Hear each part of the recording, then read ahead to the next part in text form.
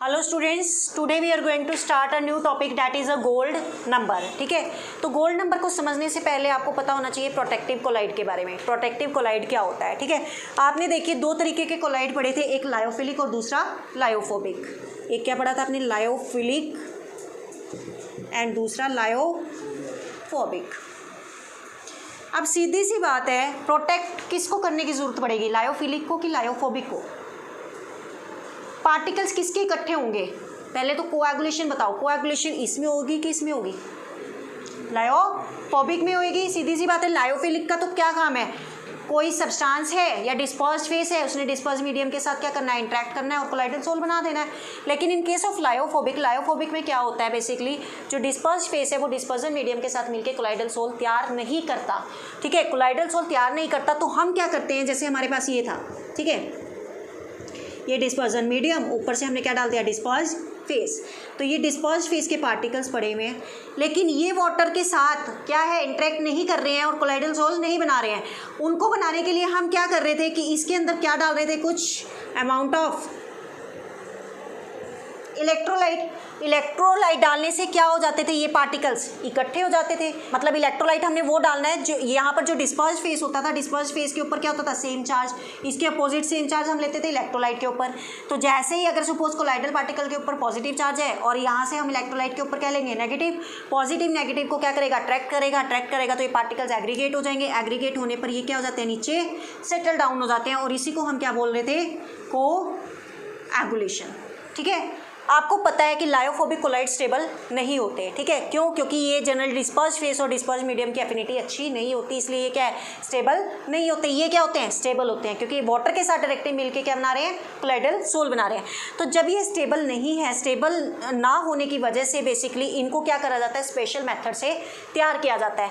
तो जब special method से तैयार किया जाएगा, आपने जितनी भी प्रिपरेशंस पढ़ी हैं वो किसकी पढ़ी हैं, लायोफोबिक सोल की। तो अब अगर इनको स्पेशल मेथड से तैयार किया जा रहा है तो मतलब इनकी प्रोटेक्शन भी बड़ी ज़रूरी है। जब आपने इसके अंदर इलेक्ट्रोलाइट डाला, इलेक्ट्रोलाइट डालने से क्या हो गया, इनकी कोएगुलेशन होगी, मतलब इनका साइज इतना बड़ा हो गया कि ये क्या हो गए, सेटल डाउन हो गए।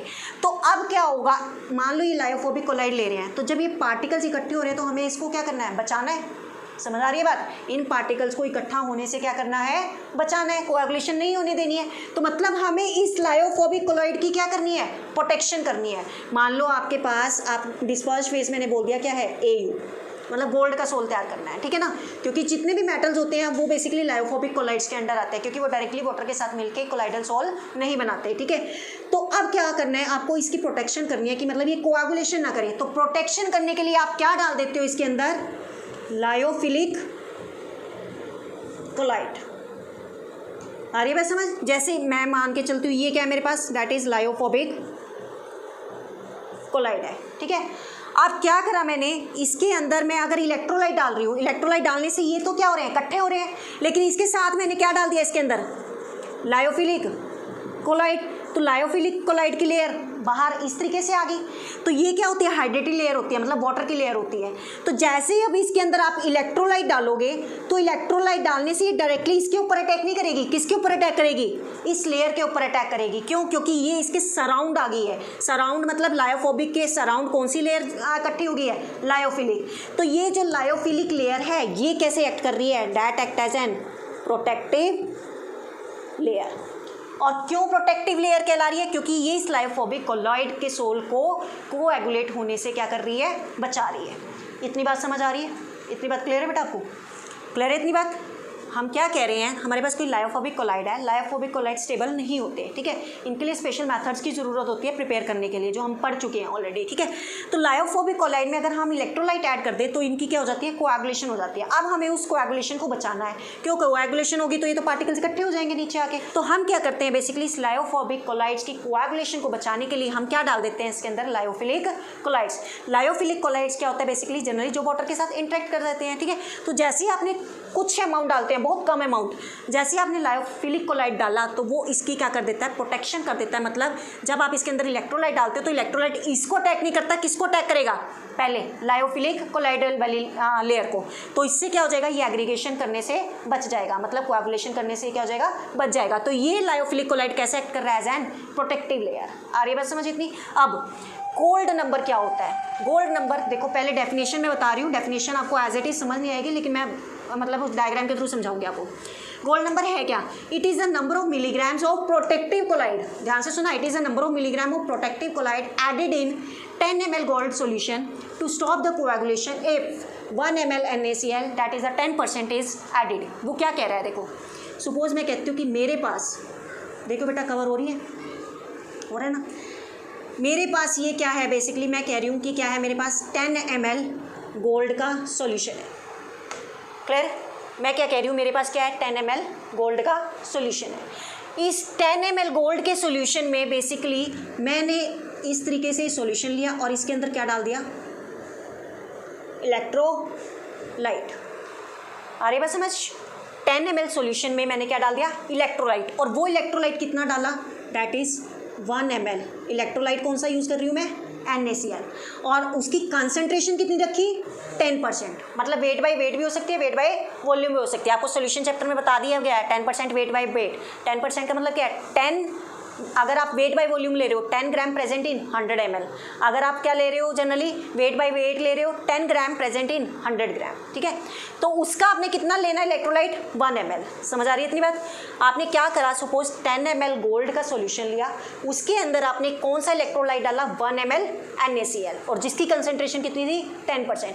अब मैंने क्या बताया आपको, अगर यहाँ पर गोल्ड का सॉल्यूशन है, इसके अंदर आप इलेक्ट्रोलाइट डालोगे तो क्या होगी, कोएगुलेशन। इलेक्ट्रोलाइट डालने से क्या होगी, कोएगुलेशन, मतलब पार्टिकल्स इकट्ठे होना शुरू होंगे।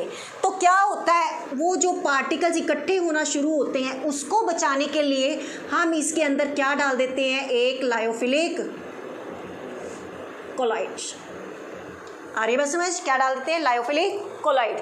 वो क्या कर देता है, इसकी कोएगुलेशन को क्या कर देता है, प्रिवेंट कर देता है, ठीक है। तो जितना अमाउंट हमने डाला लायोफिलिक कोलाइड का, ध्यान से सुना, जितना अमाउंट हमने डाला लायोफिलिक कोलाइड का, वो क्या कहलाएगा, that is the gold number. समझ आ रही है बात? जितना अमाउंट हमने किसका डाला, लायोफिलिक कोलाइड का, क्योंकि इसके डालने से कोएगुलेशन क्या हुई, स्टॉप हुई। सपोज मैं कहती हूँ मैंने x मिलीग्राम डाला, ठीक है, तो वो x मिलीग्राम क्या होगा, that is the gold number. Clear इतनी बात? अब देखो definition, it is a number of milligram of protective colloid. Protective colloid क्या है, that is a lyophilic colloid, क्योंकि जो लायोफिलिक कोलाइड है वो कैसे काम कर रहे थे, एज एन प्रोटेक्टिव लेयर, ठीक है। तो it is a number of milligram of protective colloid, चाहे आप लिख सकते हो यहाँ पर लायोफिलिक कोलाइड्स, ठीक है। Added in 10 ml gold solution, हमने किस में डाला, 10 ml गोल्ड सॉल्यूशन में डाला, क्या डाला, milligram of protective colloid, this one, ठीक है। टू स्टॉप द कोएगुलेशन, किस लिए डाला, कोएगुलेशन को स्टॉप करने के लिए, और कितना डाला, 1 ml if 1 ml NaCl is 10% added. और कब मतलब कोएगुलेशन स्टॉप हुई, जब आपने इतना इलेक्ट्रोलाइट क्या करा, यूज़ किया इस सॉल्यूशन के अंदर, कितना, that is the 1 ml of NaCl। Clear है इतनी बात? तो अब देखिए गोल्ड नंबर को आप कैसे निकालोगे, देखो फॉर एग्जांपल आपके पास गोल्ड नंबर के लिए फॉर्मूला क्या है, number of protective colloid in milligram upon में volume of solution in ml into 10। Suppose for example मैं कहती हूँ कि आपके पास, मैं मान के चल रही हूँ कि जो प्रोटेक्टिव कोलाइड की क्वांटिटी ली है आपने, वो कितनी ली है, दैट इज 10 मिलीग्राम, ठीक है। और कब ली है, जब वॉल्यूम कितना था आपके पास, 100 ml। ये 10 पता चल गया ना क्यों यूज़ कर रहे हैं हम, ऊपर क्या है, ठीक है ना, तो ये मेंशन्ड है, तो इसलिए हम 10 से मल्टीप्लाई कर रहे हैं यहाँ पर, ठीक है। तो मैं कह रही हूँ कि आपने 10 मिलीग्राम प्रोटेक्टिव कोलाइड लिया है और कितना वॉल्यूम रहा है सॉल्यूशन का, दैट इज 100 ml, ठीक है ना। तो 100 ml मतलब ये वाला जो वॉल्यूम है, दैट इज 100 ml, ठीक है।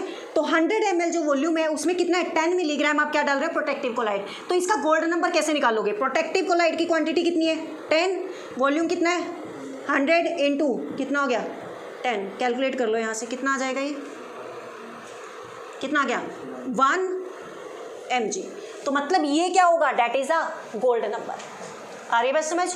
तो बेसिकली एक चीज़ और देखो, यहाँ पर एक नोट डाला हुआ है मैंने, protective power is inversely proportional to the gold number, कि गोल्ड नंबर जितना ज़्यादा होगा उसकी प्रोटेक्टिव पावर उतनी ही कम होगी, और गोल्ड नंबर जिसका जितना कम होगा उसकी प्रोटेक्टिव पावर उतनी ही ज़्यादा होगी। कैसे, फॉर एग्जाम्पल मैं कहती हूँ कि मेरे पास 2 कोलाइडल सोल्यूशन है, एक A और एक B, इसका गोल्ड नंबर 10 है और इसका गोल्ड नंबर क्या है, 20। अगर आप थोड़ा सा दिमाग लगाओ, अगर आप कोलाइडल सॉल्यूशन के अंदर क्या डाल रहे हो, ये बेसिकली गोल्ड नंबर मतलब लायोफिलिक कोलाइड, ये डाल रहे हो, किस लिए डाल रहे हो, कोएगुलेशन को स्टॉप करने के लिए। अगर आप 10 ml डालने से ही वो कोएगुलेशन स्टॉप हो जाती है, तो आप 20 ml क्यों यूज़ करोगे? बात समझ आ रही है? अगर 10 ml डालने से ही कोएगुलेशन स्टॉप हो रही है तो आप 20 ml का क्यों यूज़ करोगे? आपको तो चाहिए ना कि मिनिमम क्वांटिटी हम यूज़ करें, उससे क्या होगी, कॉस्ट भी कम आएगी। सेकेंड थिंग, आपके पास प्रोटेक्टिव पावर भी क्या आएगी, ज़्यादा आएगी। तो अगर 10 mg आपके पास डालने से क्या हो रही है, बेसिकली गोल्ड नंबर में अगर आप 10 mg डाल रहे हो, उससे कोएगुलेशन क्या हो रही है, स्टॉप हो रही है, तो gold number is inversely proportional to the protective power. अगर यहाँ पर 10 mg है और एक 20 mg है, तो प्रोटेक्टिव पावर किसकी ज़्यादा होगी, जिसकी क्वांटिटी क्या है, कम है। तो मतलब जो ए सॉल्यूशन है इसकी प्रोटेक्टिव पावर क्या होगी, ज़्यादा होगी। क्लियर है इतनी बात? नेक्स्ट, अब कुछ सोल दे रखे हैं, कई बार 1 मार्क्स में क्वेश्चन पूछा जाता है बेसिकली। वैसे आपको क्वेश्चन यही आता है कि right a short note on gold number, तो यहाँ तक आप कवर अप कर दो, ठीक है। उसके बाद अगर आपको 1 नंबर में क्वेश्चन पूछा जाए रेंज क्या होती है, ठीक है, तो ये कुछ सोल दे रखे हैं प्रोटेक्टिव कोलाइड्स के, gold number of few protective colloids, ठीक है। ये क्या है आपके पास, that is a protective colloids, ठीक है, और उनके क्या दे रखे हैं, गोल्ड नंबर। इसको मैंने ऐसे बना रखा है, गम का है, गम पोटैटो, ठीक है, कुछ ध्यान रखने की तरीका है, गम का है, गम का है, HA, गम पोटैटो, बस इस तरीके से ध्यान रखना। गम मतलब जीलाटीन, गम जी लेना पहला, यहाँ पर लिख देती हूँ, गम का है, गम पोटैटो। तो इसका जी लेना है, इसका CA लेना है, इसका H, इसका A, इसका G और इसका P, ठीक है। तो जी मतलब यहाँ पर पहले आएगा जीलाटीन, CA आएगा कैजीन, H आएगा हीमोग्लोबिन, A आएगा एल्बुमिन, G आएगा गम अरेबिक एंड P आएगा पोटैटो स्टार्च, ठीक है। तो गोल्ड नंबर इसका क्या रेंज है, 0.005 से 0.01 तक। नेक्स्ट सीजन की क्या है, 0.01 से 0.02 तक। हीमोग्लोबिन की है 0.03 से 0.07 तक एंड एल्बुमिन की है 0.1 से 0.2 तक, mg में है ये सारा, ठीक है। गम अरेबिक की है 0.15 से 0.25 एंड पोटैटो स्टार्च की है 20 to 25। तो अब इसमें से मुझे ये बताओ कि इसकी अच्छी प्रोटेक्टिव पावर है, मुझे ये बताओ कि जीलाटीन की अच्छी प्रोटेक्टिव पावर होगी कि पोटैटो स्टार्च की, जीलाटीन की। क्यों? क्योंकि इसका गोल्ड नंबर क्या है, कम है, तो जिसका गोल्ड नंबर कम उसकी प्रोटेक्टिव पावर उतनी ही अच्छी। तो कई बार क्वेश्चन पूछा जाता है कि which has a high protective power, gelatin और हीमोग्लोबिन, तो आप आंसर डालोगे दैट इज जीलाटीन। क्लियर है, कर लोगे, कोई डाउट? तो हम अपना टॉपिक यहाँ पर ये खत्म करते हैं। नेक्स्ट लेक्चर हम नेक्स्ट वीडियो में डिस्कस करेंगे बेटा। कोई प्रॉब्लम होती है then you can do comment and ask. Okay, thank you.